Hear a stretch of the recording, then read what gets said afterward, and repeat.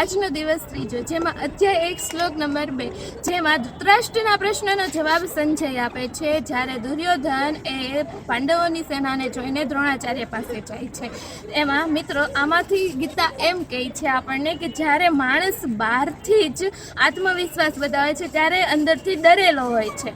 તો દુર્યોધન પાસે સેના હતી, શક્તિ હતી, પણ એની પાસે શાંતિ નહોતી. કેમ? તો કે જ્યારે માણસ બહારથી આત્મવિશ્વાસ બતાવે છે ત્યારે અંદરથી ડરેલો હોય છે. તો ગીતા આપણને આમાં એમ કહે છે જ્યારે આપણે જ અંદરથી સશક્ત હોઈએ છીએ ત્યારે આપણે બહારને દુનિયાને કોઈને બતાવવાની જરૂર નથી પડતી. જય શ્રી કૃષ્ણ. આજનો દિવસ ત્રીજો, જેમાં અધ્યાય 1 શ્લોક નંબર 2, જેમાં ધૃતરાષ્ટ્રના પ્રશ્નનો જવાબ સંજય આપે છે, જ્યારે દુર્યોધન એ પાંડવોની સેનાને જોઈને દ્રોણાચાર્ય પાસે જાય છે. એમાં મિત્રો આમાંથી ગીતા એમ કહે છે આપણને કે જ્યારે માણસ બહારથી જ આત્મવિશ્વાસ બતાવે છે ત્યારે અંદરથી ડરેલો હોય છે.